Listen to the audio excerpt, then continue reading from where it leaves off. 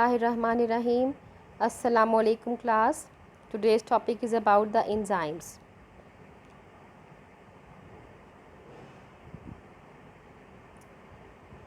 What are enzymes? You have done this in your previous class. Enzymes are biological catalysts made up mainly of proteins. They alter the rate of chemical reactions in the living organisms but does not get used up in the reaction. Enzymes are capable of working in two ways: by joining the smaller molecules to form the larger molecules and by splitting the larger molecules into the smaller molecules. Enzymes control a specific chemical reaction and they lower the activation energy, the energy which is needed to start a chemical reaction.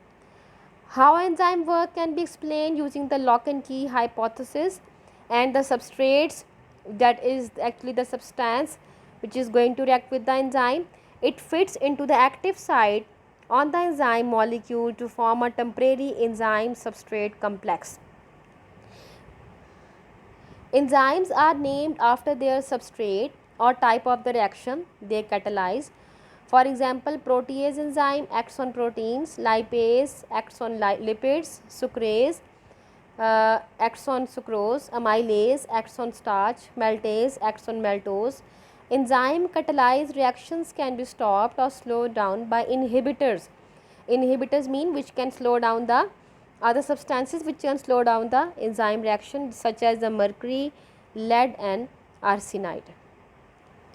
Characteristics of enzymes. Enzymes are specific in their actions and one type of enzyme act on one specific substrate molecule or catalyze a specific reaction.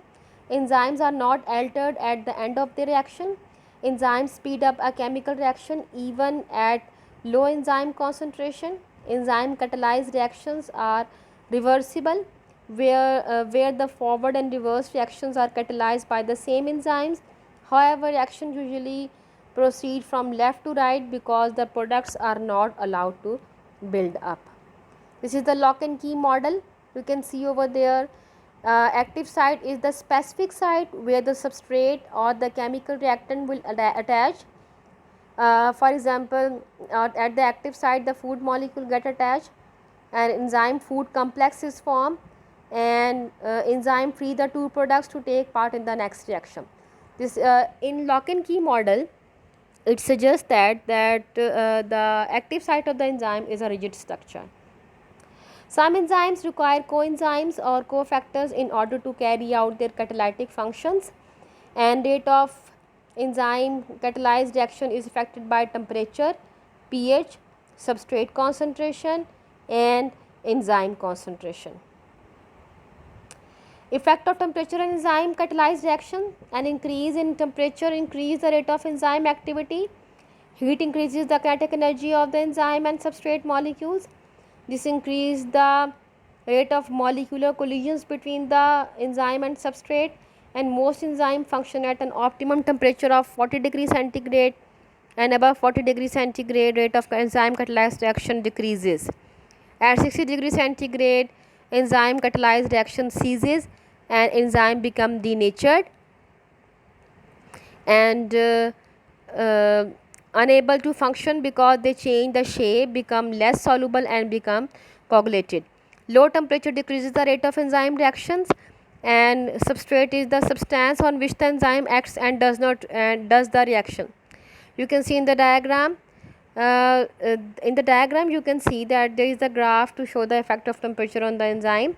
Initially the temperature increases up to 40 degrees centigrade almost, or up to a peak, and then the after that the enzyme activity decreases with further increase of temperature, and the enzyme molecule will be denatured. So extreme effect of pH on the enzyme catalyzed reaction. Extreme change in pH. pH is the actually the number of is the concentration of hydrogen ion.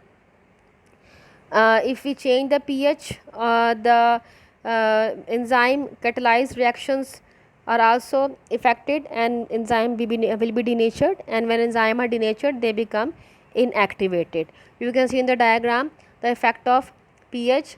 Actually in the stomach the pH is acidic, and you can see over there the rate of reaction, enzyme pepsin found in the stomach and enzyme trypsin found in the small intestine, both have different pH, and in the stomach the pH is acidic, it shows peak near about at 2, and inside the small intestine the pH is alkaline.